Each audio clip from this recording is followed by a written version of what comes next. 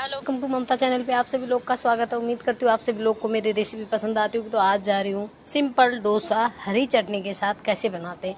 तो यहाँ पे जो डोसे का बैटर है वो बिल्कुल दाल का है। वो मैंने कैसे बनाया वो मैंने अपने यूट्यूब कुकिंग चैनल पे डाल रखा है, आप प्लीज़ ज़रूर देखिएगा। तो यहाँ पे 2-3 चीज़ें ध्यान रखना चाहिए। देखो, जब तवा एक ही आंच पे होना चाहिए। तो देखो, मैंने बैटर डाला, तवा सबसे पहले अच्छे से साफ़ होना चाहिए। उसके बाद मैंने तेल लगाया, वो भी साफ़ किया, फिर मैंने डोसे का बैटर। तो देखो इतना अच्छा सर्कल आया।